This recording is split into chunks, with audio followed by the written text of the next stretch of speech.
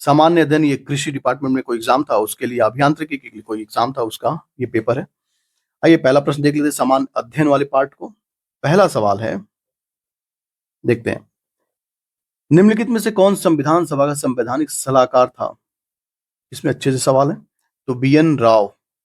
अष्टप्रधान का सबसे महत्वपूर्ण मंत्री कौन होता था? पेशवा। इसको क्या बोलते थे? प्रधानमंत्री भी बोला करते थे। ठीक है।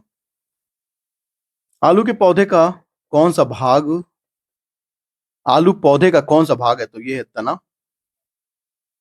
व्यवसाय में लाभ एवं सेवा प्रयोजन है क्या? पूरक है, मतलब एक दूसरे की क्या है? कॉम्प्लीमेंट्री है। वर्षा जल संचय और स्प्रिंकलर सेट वितरण योजना किस क्षेत्र में क्रियान्वित की गई है? तो यह है बुंदेलखंड। अगला सवाल देख लेते हैं कि भारतीय मानक समय निम्न में से किस मध्याह्न या देशांतर द्वारा निर्धारित की जाती है? तो ये 82 डिग्री 30 मिनट पूर्वी देशांतर।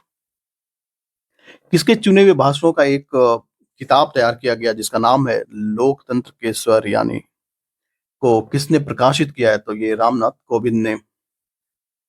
इसको मैच कर लेना है कि वन्य जीव संरक्षण अधिनियम, पर्यावरण संरक्षण अधिनियम, राष्ट्रीय हरित प्राधिकरण और जैव संरक्षण अधिनियम। तो पहले जान लेते हैं वन्य जीव संरक्षण अधिनियम, ये कब बना था? ये 1972 में।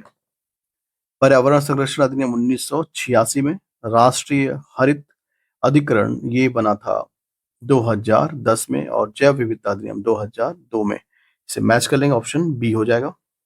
कि दूध में कौन सा अम्ल पाया जाता है? Lactic acid. टार्ट्रिक एसिड किसमें पाया जाता है? तो ये हो जाता है ग्रेप्स में मिलता है। आगे देखते हैं,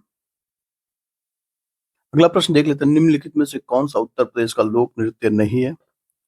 चरकुला उत्तर प्रदेश का नृत्य है, कथक भी है, नौटंकी भी है। छाऊ उत्तर प्रदेश का नहीं है। इसका आंसर क्या जाएगा? Option C. One nation one election panel के अध्यक्ष कौन है? तो श्री रामनाथ कोविंद जी। ये सवाल पीछे भी पूछा गया था। जेल जहां सुभाष चंद्र बोस, लोकमान्य तिलक तथा लाला लाजपत राय ने अपना बंदी जीवन व्यतीत किया था, यह है मांडले जेल। विश्व पर्यावरण दिवस कब मनाया जाता है? ये 5 जून को। अगला सवाल देख लेते हैं, तो ये है, निम्नलिखित में से कौन सा कोयला क्षेत्र दामोदर घाटी में नहीं है? तो ये है तंदूर। ये सवाल देखिए नया है, इसे याद जरूर कर लीजिएगा। इसको सही सुमेलित करना है, तो इसका आंसर क्या हो जाएगा? मिलेट्स। इसको अगर मैच करें तो ये क्या हो जाएगा? ज्वार व बाजरा मिलेट्स हैं, मोटे अनाज। पल्सेस, ये तो जानते ही हैं आप, पल्सेस में क्या मिलता है? प्रोटीन। ग्राम यानी चना, इसमें रबी की फसल और रबी। और चा ये पौधाकरण है, तो ये मैच कर लेंगे। इसका आंसर क्या है? Option B.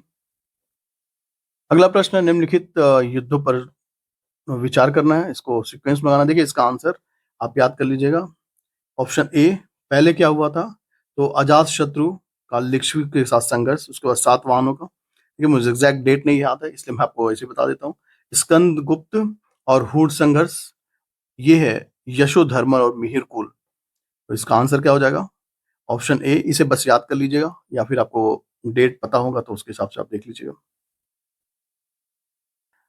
अगला सवाल है कि सीमित दायित्व वाली साझेदारी यानी LLP फर्म में साझेदारों की अधिकतम संख्या कितनी हो सकती है? तो इसमें असीमित हो सकती है। संयुक्त राष्ट्र कोष ने अपनी इंडिया एजिंग रिपोर्ट 2023 में अनुमान लगाया था कि वर्ष 2025 तक भारत 60 वर्ष अथवा इससे अधिक आयु की जनसंख्या बढ़ाकर कितनी हो जाएगी? तो ये हो जाएगी 158 मिलियन। ये निम्नलिखित में से किसका यूनियन हेल्थ मिनिस्टर द्वारा ये प्रारंभ किया गया? ये एम्स, SBI और ये smart payment card. Uttar Pradesh का औषधि पार्क कहाँ बनाया जा रहा है? तो ये है लखनऊ में। निम्नलिखित में से उत्तर प्रदेश का कौन सा जनपद 4 राज्यों की सीमाएं टच करता है? तो ये सोनभद्र।